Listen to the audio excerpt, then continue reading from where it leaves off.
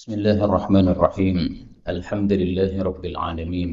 اللهم صل وسلم وبارك على محمد وعلى آل محمد. اللهم انفعنا بما علمتنا وعلمنا ما ينفعنا وزدنا علما وبارك لنا في علمنا وارزقنا الإخلاص في القول والعمل كاملا وعلما نافعا لا ينسى وتوفيقا دائما وصحة ويقينا وعافية. اللهم افتح لنا كل خير. اللهم اكفنا بحلالك عن حرامك وأغننا بفضلك عمن سواك. آمين يا رب العالمين. Alhamdulillah kaum muslimin rahimakumullah. Kita lanjutkan pengajian kitab Al-Jami' As-Shaghir karya Al-Hafidh As-Suyuti yang wafat pada tahun 911 Hijriah rahimahullah ta'ala. Dan kita sudah sampai pada hadis 3180. Faqala al-muallif rahimahullah ta'ala wa nafa'ana bihi wa bi'ulumihi fid dharain amin. Bi'sal bait, sejelek-jelek rumah itu adalah al-hammam, tempat pemandian umum. Kalau sekarang ya kolam renang. Kenapa? Turfa'u, dikeraskan fihi padanya al-aswat, suara-suara. Wa tukshafu, dan disingkap fihi padanya al-awrat, aurat-aurat. Hadis ini derajatnya dhaif, membicarakan tentang jeleknya tempat pemandian umum atau kolam renang umum. Jeleknya dua, ya. Di situ suaranya keras-keras, orang teriak-teriak. Ini menyebabkan mengganggu terhadap zikir kita kepada Allah Subhanahu wa taala. Kita sedang baca Quran, ada orang keras-keras, akan terganggu. Ada orang teriak-teriak, akan terganggu. Kita salat, ada orang teriak-teriak, akan terganggu. Kemudian keburukan yang kedua adalah aurat disingkap padanya. Maka sebagian ulama mengatakan boleh kita datang ke kolam renang umum, tetapi harus memakai dua tutup. Tutup pertama yaitu baju untuk menutupi aurat kita. Tutup yang kedua, tutup kepala supaya mata kita tidak melihat aurat orang. Bisakah kita renang dengan kondisi seperti itu? Nah, maka carilah tempat renang yang tidak campur baur lagi dengan perempuan, sehingga terbebas dari keburukan tempat pemandian umum ini. 82. Bi'sal bait, sejelek-jelek rumah. Al-hammam adalah tempat pemandian umum. Baitun, satu rumah. La yastur, yang tidak menutupi, maksudnya aurat. Wa ma'un, dan air. La yuthir, atau la yathur, yang tidak suci, ya. Lebih bagus dibaca yathur supaya sama dengan yastur. La yastur, yang tidak menutupi. La yathur, yang tidak suci. Hadis ini juga derajatnya dhaif. Maksudnya la yastur, tidak menutupi, yaitu tidak menutupi aurat. Dan ini sesuai fakta. Banyak orang renang, laki-laki, tapi pahanya terlihat. Paha laki-laki aurat. Banyak perempuan renang tidak pakai jilbab, aurat. La yathur, airnya tidak suci. Nah, menurut mazhab Syafi'i, air musta'mal itu tidak suci. Tapi memang ya, air musta'mal itu tidak suci apabila memenuhi syarat sebagai air musta'mal, dan sudah kita jelaskan dulu dalam pembahasan fikih sehingga tidak usah kita ulang lagi. Air yang sangat banyak tidak menjadi musta'mal dengan sebab dicemplungi orang padanya. 183. Bi'sa syi'bu, sejelek-jelek lereng itu adalah jiyad. Tempat namanya jiyad. Takhrujud dabbah, akan keluar binatang melata. Fatasruhu, lalu dia teriak. Thalatha sarakhatin, 3 kali teriakan. Fayasma'uha, lalu mendengar suaranya. Man, siapapun. Baina, di antara al-khafiqain, timur dan barat. Khafiqain boleh diartikan timur dan barat, boleh juga diartikan langit dan bumi. Jadi maksudnya ini bicara tentang kondisi menjelang hari kiamat. Akan muncul seekor binatang melata. Yang binatang melata ini sudah disebutkan oleh Allah dalam Al-Quran. Bisa Anda lihat nanti pada surat An-Naml ayat 82. Wa idza waqa'al qawlu 'alaihim, kalau sudah tiba waktu kiamat akhrajna lahum dabbatan minal ard, kami keluarkan binatang melata dari bumi, tukallimuhum anna an-nasa kanu bi ayatina la yuqinun, yang bicara kepada manusia bahwasanya manusia tidak yakin kepada ayat-ayat Allah Subhanahu wa taala. Jadi ini binatang tapi unik, bisa bicara kepada manusia dan semua mendengarkan dari langit sampai bumi, dari timur sampai barat. Padahal dia berada di satu tempat namanya Jiyad ini ya.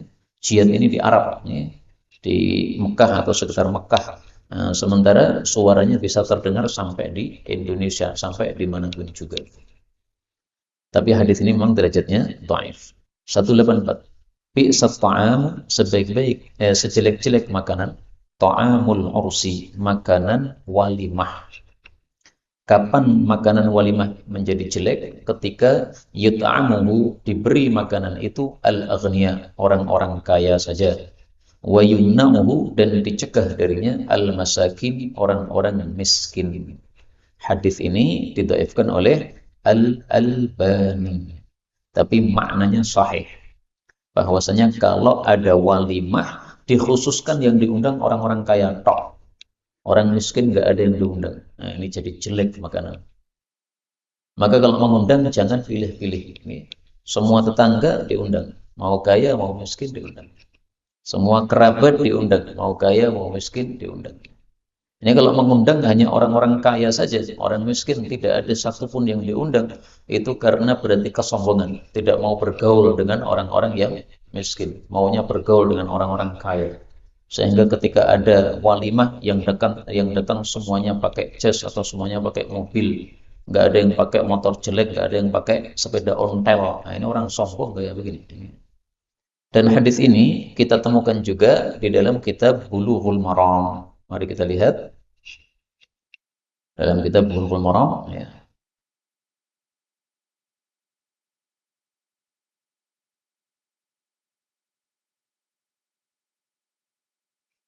Dengan kata kunci ta'amul walimah, makanan walimah. Kalau tadi kan ta'amul ursi. Nah, di sini. Ini yang lafalnya sahih diriwayatkan oleh Imam Muslim. Syarrut ta'am ta'amul walimah. Sejelek-jelek makanan, makanan walimah. Yumna'uha mayyatiha. Dicegah darinya orang yang mau datang. Maksudnya orang miskin. Orang miskin itu mau datang untuk makan karena mereka lapar.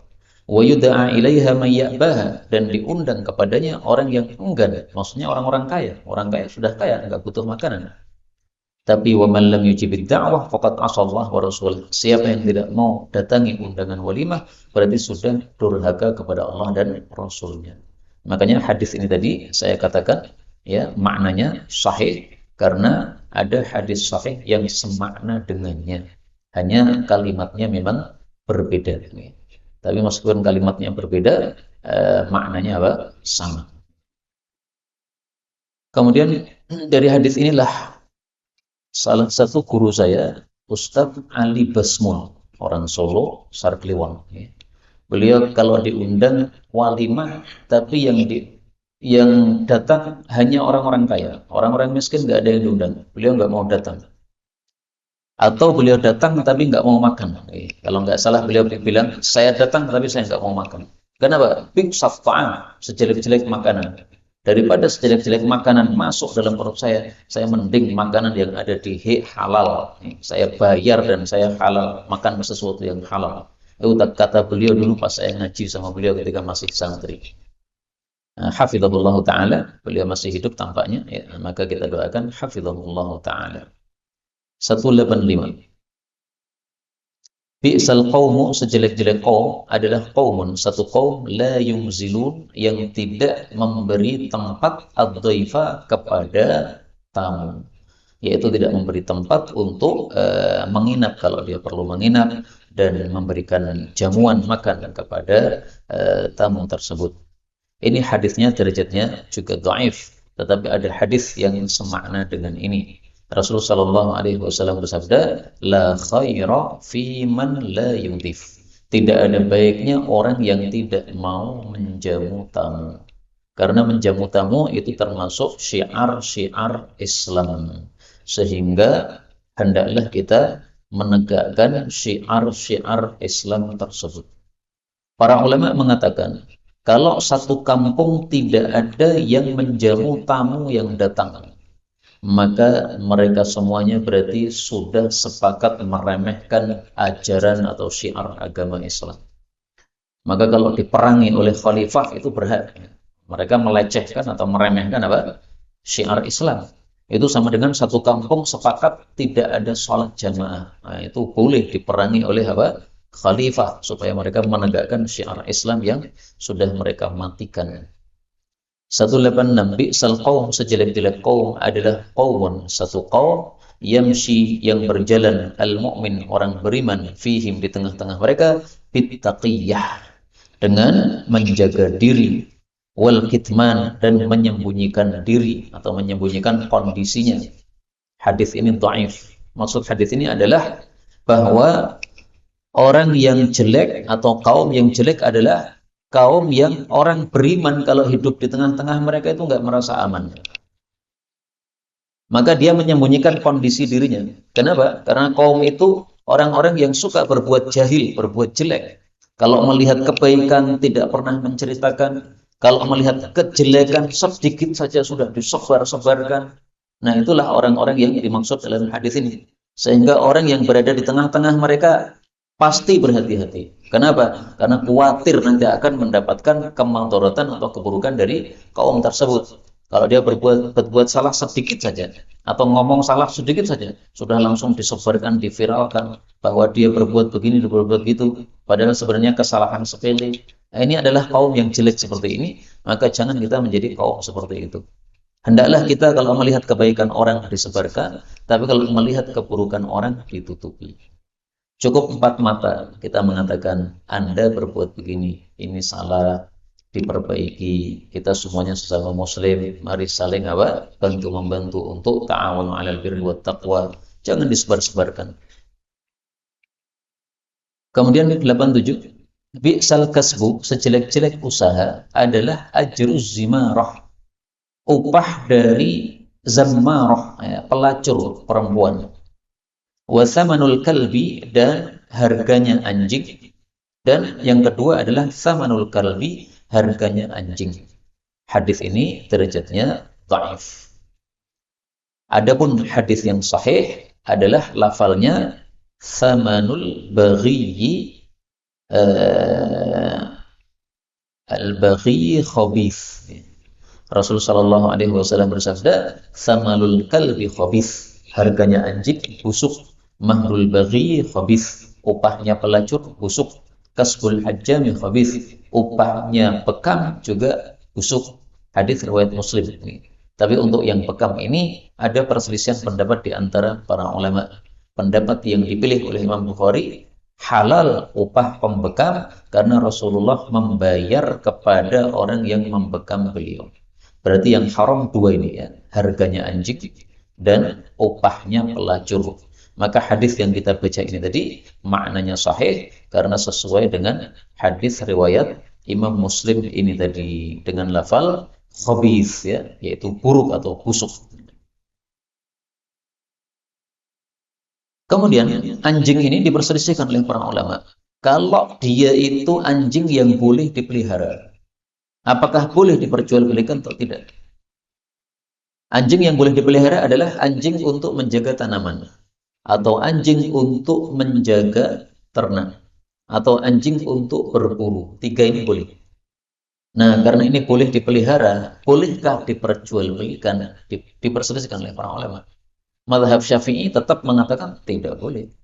Karena di sini umum thamanul kalbi, anjing, berarti semua anjing, nggak boleh diperjualbelikan. Sebagian yang lain berpendapat kalau dipelihara boleh, maka diperjualkan juga diperbolehkan. Karena ada hadis yang mengatakan bahwasanya naha an thamanil kalbi, Nabi melarang dari harganya anjing, illa kalbas saidi, kecuali anjing untuk berburu, maka diperbolehkan untuk diperjualbelikan. Ini hadis riwayat Tirmidzi. Tapi sayangnya hadis ini memang diperselisihkan. Okay. Ada yang mengatakan apa? sahih, ada yang mengatakan dhaif. Tapi kalau Syekh Albani mensahihkan hadis ini, sehingga pendapat Syekh Albani berarti boleh menjual anjing untuk berburu. Tapi kalau mazhab Syafi'i tidak boleh. Meskipun dia sudah terlatih untuk berburu, diperjualbelikan. Itu kata mazhab Syafi'i, kalau kita menerima uangnya, berarti kita sudah makan harta manusia dengan cara yang batil. La ta'kulu amwalakum bainakum bil batil. Kata Allah, jangan makan harta secara batil. 88. Bisa sejelek-jelek matiyatur rajul, kendaraan seseorang. Itu adalah za'amu. Dia mengatakan za'amu. Orang-orang berkata, hadis derajatnya sahih menurut Al-Albani. Maksud hadis ini adalah dilarang kita mudah-mudah menyebarkan berita yang tidak valid.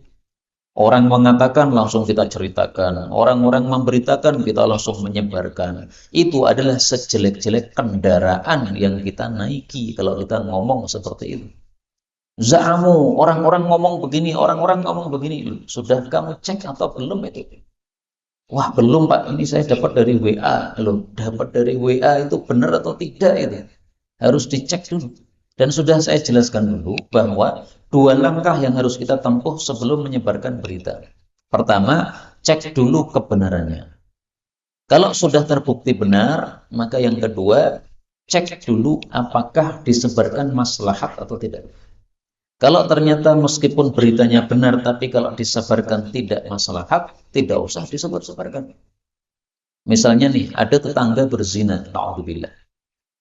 Apakah maslahat kalau kita sebar-sebarkan? Innal ladzina yuhibbuna an tasyi'al fahishatu fil ladzina amanu lahum 'adzabun alimun fid dunya wal akhirah. Tidak sepantasnya, Pak, berita-berita seperti itu yang terjadi pada kaum muslimin kemudian disebarluaskan sehingga malah ditiru oleh orang yang lain. A'udzubillahi min syarri dzalik. 89. Bi sama jeleklah li ahadikum seseorang ayyaqula mengatakan nasitu aku lupa ayata kaita wa kaita, ayat itu dan itu, ayat ini dan itu. Bal bahkan huwa dia itu nusiya, dibikin lupa oleh Allah Subhanahu wa taala. Jadi maksudnya jangan ngomong nasitu ayata, saya lupa terhadap ayat ini, saya lupa terhadap juz ini, saya lupa terhadap surat ini. Tapi hendaklah kita ganti menjadi nusitu. Saya sudah dibikin lupa oleh Allah terhadap surat ini. Saya sudah dibikin lupa oleh Allah terhadap juz ini. Apa sih bedanya nasitu dengan nusitu? Begini, dalam bahasa Arab, kata-kata nasitu itu bisa bermakna normal, bisa bermakna jelek. Kalau bermakna normal, nasitu artinya lupa. Semua manusia itu memang pernah lupa, bisa lupa. Itu normal, artinya biasa. Tapi bisa diartikan jelek. Nasitu saya melupakan. Nah, kalau ini dimaknai saya melupakan ayat Quran, ini kan jelek sekali. Ayat Quran kok sengaja kamu lupakan? Nggak boleh. Nah, maka larangan ini maksudnya kita disuruh untuk mengungkapkan dengan kata-kata yang berhati-hati, yaitu kata-kata yang tidak mengandung 2 makna, satunya makna biasa, satunya makna jelek. Itu maksudnya. Maka kalau orang Indonesia mengatakan saya lupa, gitu ya tidak apa-apa, karena lupa dengan melupakan berbeda. Tapi kalau dalam bahasa Arab, lupa dan melupakan itu kalimatnya sama, nasitu. Itulah sebabnya tidak boleh mengatakan nasitu, karena bisa dimaknai dengan kalimat melupakan. Padahal melupakan Quran itu sesuatu yang jelek. Kalau lupa itu biasa.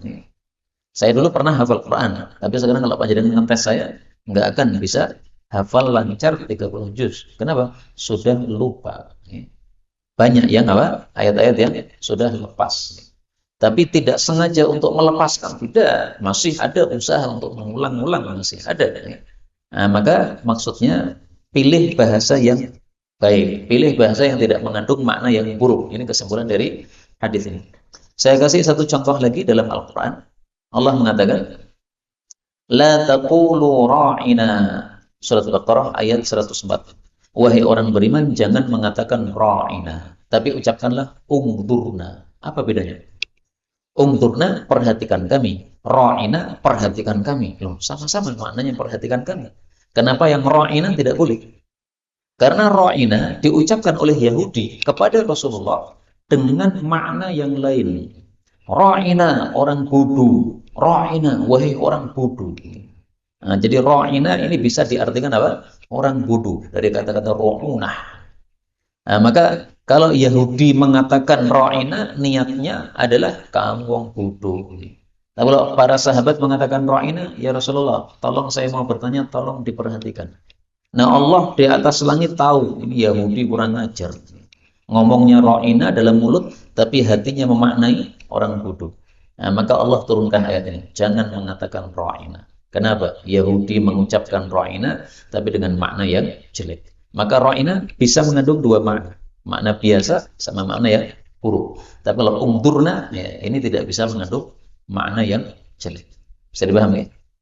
Nah, makanya kalau baca doa setelah baca Quran ya, Allahumma dzakirna minhu ma nussina.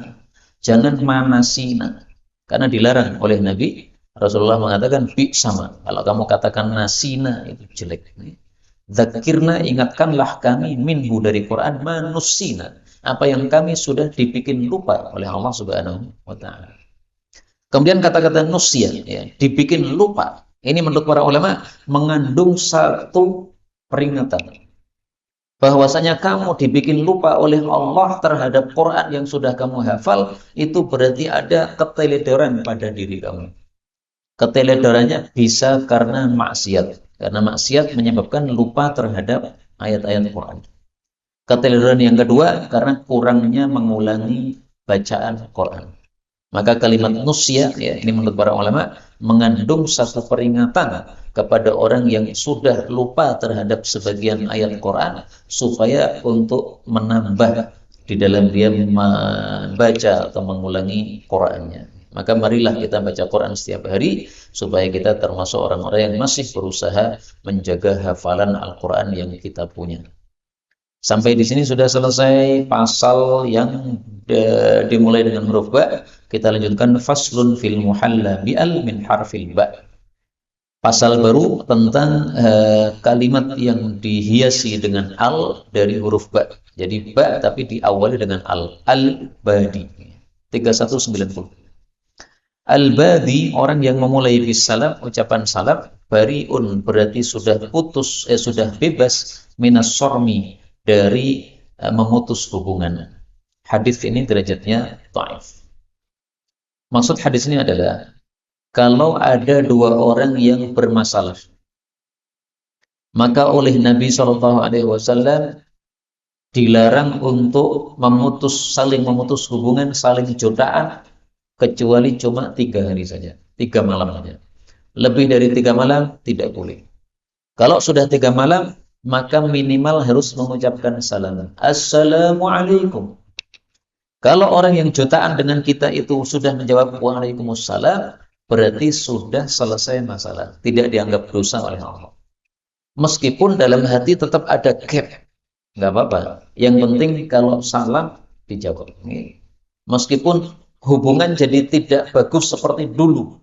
Dulu ketika nggak ada masalah, hubungan bagus. Begitu ada masalah, ada gap, nggak masalah. Yang penting tidak saling menjuta tadi. Nah, maka hadis ini mengatakan, yang memulai salam itu berarti sudah bebas dari dosa jutaan atau dosa memutus hubungan. Terus kalau yang disalami menjawab salam, dia juga sudah bebas dari dosa jutaan. Tapi kalau yang disalami tidak mau menjawab, maka dialah yang menanggung dosa jutaan. Sementara kita yang sudah memulai salam tidak menanggung dosa jutaan. Jadi Islam itu sangat indah, menjaga ukhuwah, sehingga ada gesekan sesama muslim oleh Allah, oleh Nabi dikasih kesempatan. Ya wes, saling nesu, saling marah, saling menjauh, nggak apa-apa. Tapi 3 malam. 3 malam lebih nggak boleh, 4 malam nggak boleh. 191. Al-badi bisalam, orang yang memulai salam, bariun, itu bebas minal kibr, dari kesombongan. Hadis ini juga dhaif. Maksudnya termasuk tawadhu kalau kita itu memulai salam. Jadi ketemu orang kita memulai salam. Assalamualaikum. Nah, itu sifat tawadhu sebenarnya. Kalau orang menganggap yang harus memulai orang-orang, kalau saya tidak usah memulai salam. Mereka semuanya di bawah saya. Itu berarti kesombongan. Tapi tentu saja hadis ini berlaku kalau dua orang bertemu tapi dalam satu kondisi yang sama. Misalnya sama-sama naik motor, sama-sama berjalan. Tapi kalau satunya berjalan, satunya naik motor, nah, maka yang lebih ditekankan untuk memulai salam adalah apa? Yang naik motor tadi. Sehingga kalau dia memulai salam, tidak termasuk hadis ini. Kenapa? Karena memang tugas dia yang menggunakan apa?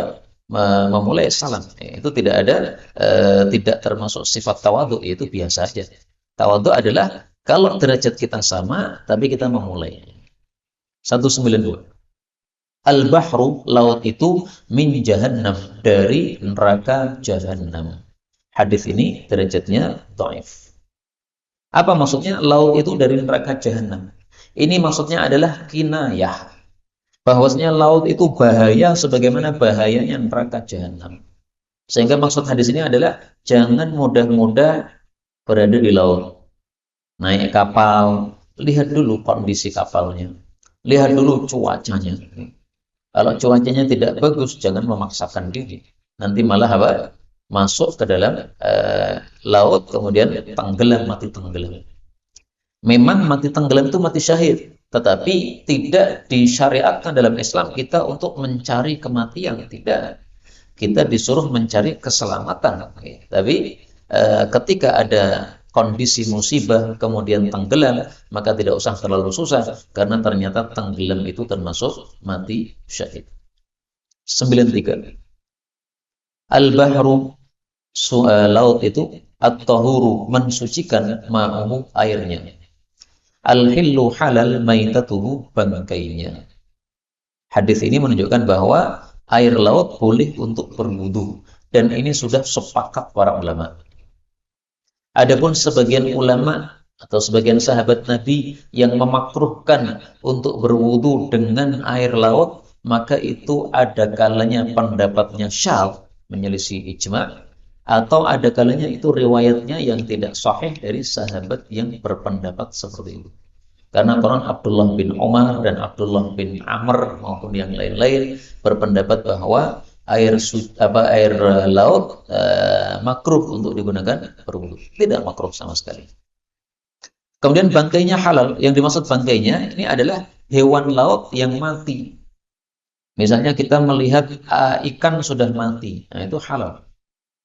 Cumi-cumi sudah mati. Kalau itu hewan laut, maka halal. Pokoknya hewan yang hidup di laut, apapun namanya, maka halal. Meskipun sudah mati, tetap apa? Halal. Itu maksudnya. Tetapi ada syarat ya. Kalau dia itu sudah bangkai dan sudah busuk, maka sudah tidak boleh. Malam yuntin. Dalam hadis yang sahih, Rasulullah SAW bicara tentang buruan yang ditemukan setelah 3 malam. Maka beliau mengatakan, fakulhu malam yuntin. Boleh dimakan selama belum membusuk. Nah, oleh para ulama dipahami juga untuk itu tadi, bangkainya laut.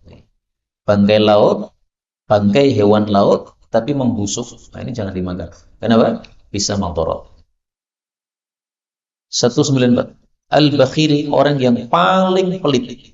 Itu adalah man, orang yang dzukirtu indahu, saya disebut di hadapan dia, falam yusalli alayya, lalu dia tidak selawat kepada saya. Al-bakhil itu maksudnya al-kamil fil bukhl. Orang yang bakhilnya sempurna, bakhilnya mentok. Jadi bakhil itu kan bertingkat-tingkat. Nah, ini bakhil yang tingkat tinggi itu adalah yang bakhil untuk membaca salawat. Makanya kalau kita mendengar Muhammad, kita baca sallallahu alaihi wasallam. Mendengar Rasulullah, kita baca sallallahu alaihi wasallam. Meskipun ya dalam satu majelis yang wajib itu cuma 1 kali. Kalau mendengar Rasulullahnya 10 kali, wajibnya salawat 1 kali. Tapi jika setiap kita mendengar kita mengatakan sallallahu alaihi wasallam, maka inilah yang paling utama. Karena 1 salawat kita baca, Allah kirimkan 10 salawat untuk kita. Sehingga yang dimaksud bakhil ini karena dia bakhil terhadap dirinya sendiri. Tidak mau mendapatkan 10 salawat dari Allah Subhanahu wa ta'ala. Padahal salawat dari Allah sesuatu yang sangat mulia. Rahmatnya Allah, ampunannya Allah, pujiannya Allah Subhanahu wa taala. 95. Al-bada'u, ucapan jelek. Syu'mun, itu adalah kesialan. Wasu'ul malakah, dan tabiat yang jelek itu lu'mun, adalah kerendahan. Hadis ini derajatnya juga dhaif menurut Al-Albani. Tapi bahwasanya kita dilarang untuk berkata yang kotor dan dilarang untuk memiliki tabiat yang jelek, ini jelas benarnya termasuk ajaran Islam. Kita disuruh menghindari kata-kata yang kotor. Apa kata Allah dalam Al-Quran? Allah mengatakan, wa qulu qawlan sadida yuslih lakum a'malakum wa yaghfir lakum dhunubakum. Ini ayat perlu kita hafalkan karena pentingnya, yaitu pada surat Al-Ahzab ayat 70. Ya ayyuhalladzina amanu, wahai orang-orang yang beriman, ittaqullaha, taqwalah kepada Allah, wa qulu qawlan sadida, berkatalah yang lurus. Yuslih lakum a'malakum, Allah akan perbaiki semua amal kalian. Wa yaghfir lakum dzunubakum, dan Allah akan ampuni semua dosa kalian. Jadi amal kita ini intinya di mulut. Mulutnya lurus, maka amalnya lurus. Maka sudah sering saya sampaikan, dua anggota tubuh manusia paling inti, yang zahir adalah mulut, yang batin adalah hati. Kalau hatinya lurus, maka semuanya lurus. Kalau mulutnya lurus, maka semuanya ikut lurus. Dan dua ini, hati sama lisan, ini digabungkan oleh Nabi dalam satu hadis. Rasulullah Shallallahu Alaihi Wasallam bersabda, khairun nas, sebaik-baik manusia, dzul qalbil mahmum, yang memiliki hati yang bersih, wal lisanis shadiq, dan lidah yang jujur. Dua digabungkan oleh Nabi, hati sama lisan. Hati yang apa? Mahmum, bersih. Lisan yang apa? Shadiq, jujur. Dan di sini perhatikan, Nabi mendahulukan al-qalbi, hati. Berarti hati lebih penting. Tapi lisan juga penting. Karena sesuatu yang zahir itu kalah penting daripada yang batin. Yang batin itu adalah hati, yang batin itu adalah amal kita. Adapun yang zahir, maka lisan. Jadi ini hadisnya sahih riwayat Ibnu Majah. 96. Al-badadzatu, sederhana, minal iman, termasuk dari iman. Maksudnya sederhana, tidak berfoya-foya, itu namanya badzadzah. Jadi berpakaian yang sederhana, ala kadarnya, tidak berlebihan. Maka kalau orang menikah kemudian membeli baju harga 3 juta, itu tidak termasuk badzadzah sama sekali. Untuk apa baju 3 juta dipakai cuma sekali aja, mubazir. Mending kamu pakai baju biasa supaya tampak sebagai pengantin, ya dikasih bunga yang nggak apa-apa, supaya orang tahu ini pengantinnya. Tetapi kalau pakai baju yang mewah-mewah seperti itu, ini lepas dari hadis ini. Al-badzadzatu minal iman. Karena itu jangan berlebihan, meskipun duit kita banyak, tapi hendaklah kita sederhana. Rasulullah SAW bersabda, man tarakal libas tawadu'an. Siapa yang meninggalkan baju mewah karena tawaduk kepada Allah, wa huwa yaqdiru alaih, padahal mampu beli 3 juta, mampu, kecil, duitnya banyak, tapi dia tinggalkan karena tawaduk, maka da'ahullah yaumal qiyamah ala ru'usil khalaiq. Allah panggil di hadapan seluruh makhluk besok di hari kiamat. Untuk apa? Hatta yukhayyirahu min ayyi hulalil imani sya'a yalbasuha. Dia disuruh memakai pakaian iman yang manapun yang dia ingin pakai di surga. Hadis riwayat Tirmidzi, derajatnya sahih. Karena itu sederhanalah dalam berpakaian. Demikian juga dalam segala hal, ya. Makanan juga sederhana, kendaraan juga sederhana, ya biasa aja, nggak usah apa di foya-foyakan, di mewah-mewahkan. 197. Al-birru, kebaikan itu, husnul khuluqi, adalah akhlak yang baik. Wal ithmu, dan dosa itu, mahaka, apa yang ragu-ragu, fi sadrika, dalam dadamu. Wa karihta, dan kamu tidak suka, ayat tali'a alaihi, bahwasanya mengetahui terhadapnya an-nasu para manusia. Hadis ini riwayat Imam Muslim sahih. Hadis ini dianggap oleh para ulama termasuk jawami'ul kalim. Apa itu jawami'ul kalim? Kalimat-kalimat yang singkat padat. Kok bisa? Karena al-birru ya. Ini adalah kalimatun jami'atun likulli khairin. Albir itu adalah satu kata yang mengumpulkan segala jenis kebaikan. Itu disebut albirru. Sholat itu albirru, zakat itu albirru, puasa itu albirru, sedekah itu albirru, kemudian tersenyum kepada sama muslim itu albirru, membantu orang lain itu albirru, lemah lembut kepada sesama kaum muslim albirru. Pokoknya semua kebaikan itu disebut albirru. Maka di sini Nabi mengatakan al-birru husnul khuluqi. Ya. Kebaikan itu adalah akhlak yang baik. Apa sih maksudnya al-birru husnul khuluq?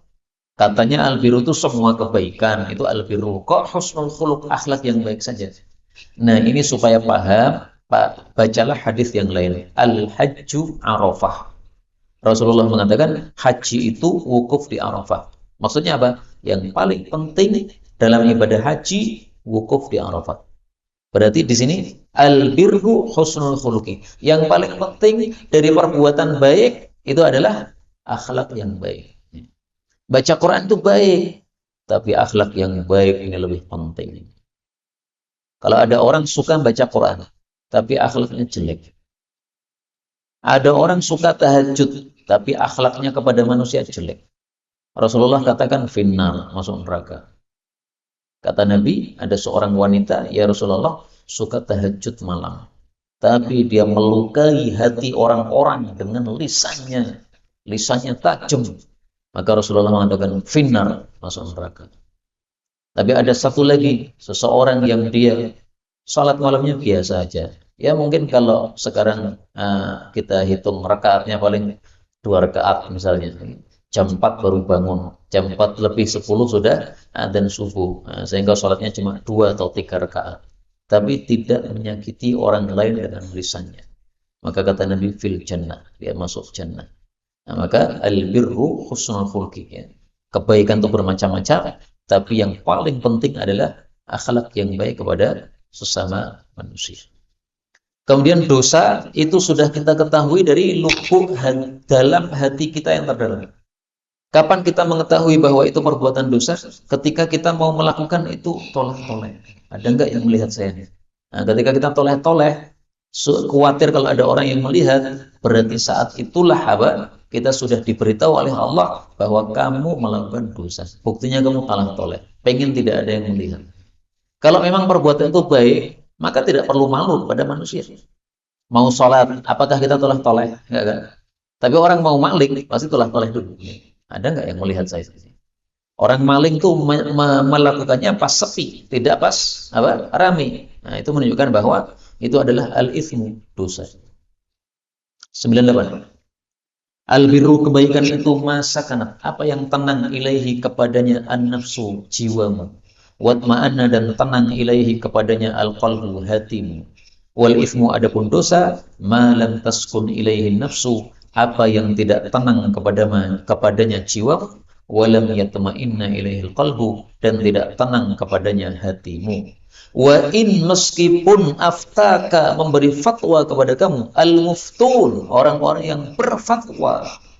Maksudnya meskipun orang-orang pada memberikan fatwa, boleh, tetapi dalam hati kok tidak tenang, itu dosa. Contohnya, ada seseorang tanya kepada saya, Ustaz, apa hukumnya beli motor bodong? Maka ini karena masalah pelik, dan saya bukan ulama, saya nggak berani beri fatwa. Saya tanya malah, antum sebelum tanya ke saya, sudah tanya Ustaz lain belum? Sudah.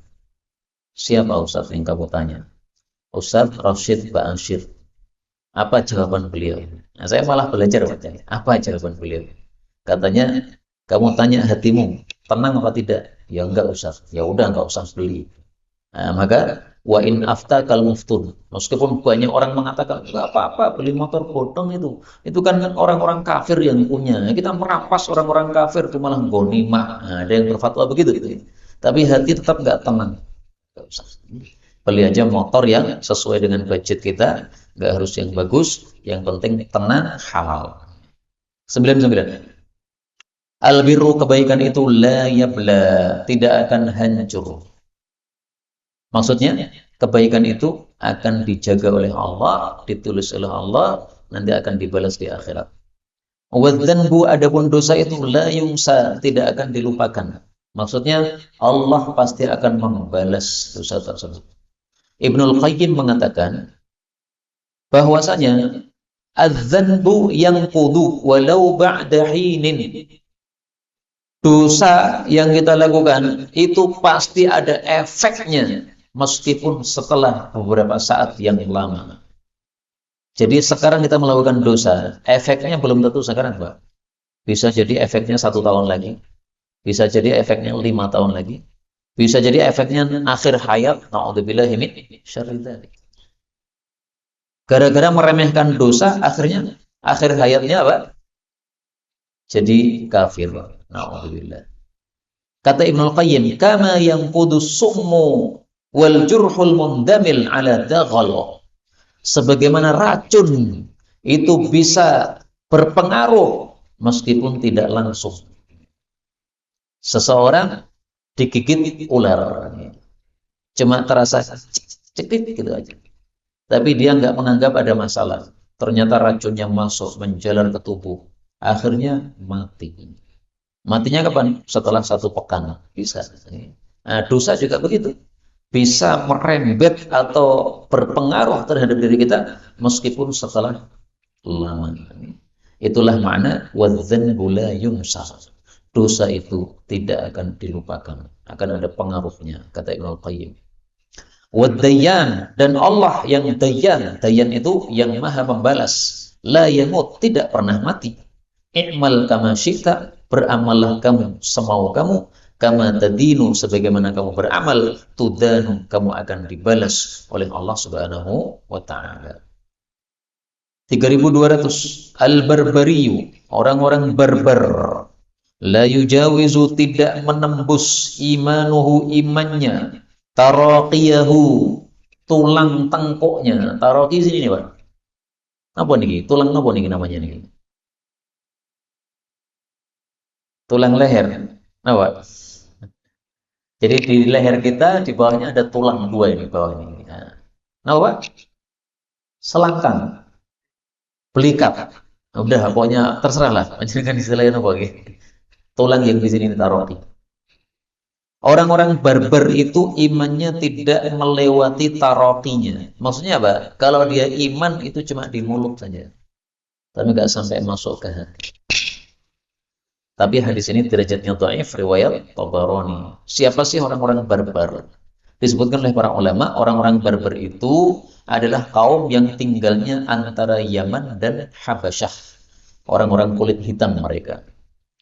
Dan mereka disebut barbar karena kalimat mereka itu mengandung kalimat yang barbar. Maksudnya ada sering menggunakan kata-kata yang suaranya seperti itu.